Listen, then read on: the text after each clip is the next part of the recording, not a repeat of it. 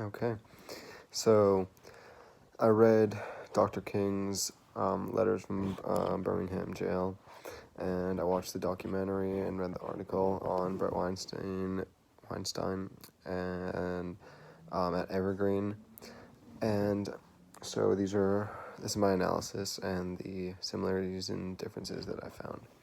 So, firstly, as we know, Dr. King was fighting against racism, and at Evergreen, it sounds bad to say, but Bret Weinstein was fighting against anti-racism, not in the way that he's supporting racism, but in the way that these anti-racists were carrying out their plan, he believed was not the right way. So Dr. King believed that nonviolent protest is the way to go. Malcolm X, on the other hand, believed that violent protest is the way to go. And in the documentary about the Evergreen incident, there was a lady that stood up and said there's 3 ways that we can go about getting people to not be racist. And one of the ways was, first there was non-violent, protest.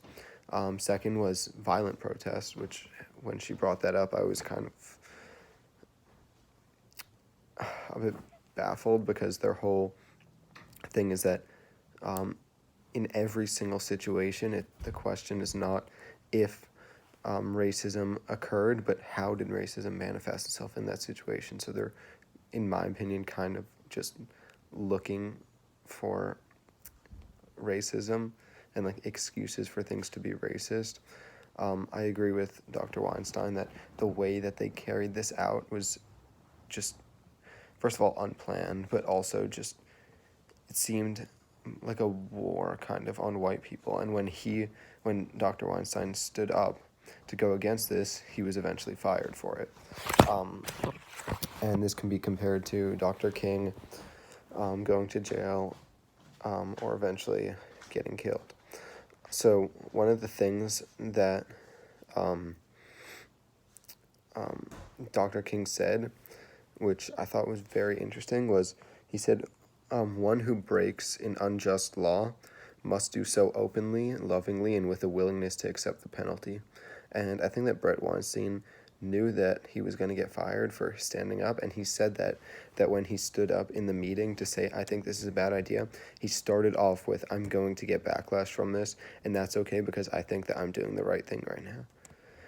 And Bret Weinstein describes it like being in that room as that feeling of you're in a crowd of people and you feel alone, and you can't stand up and say what you want because all these people will bury you alive.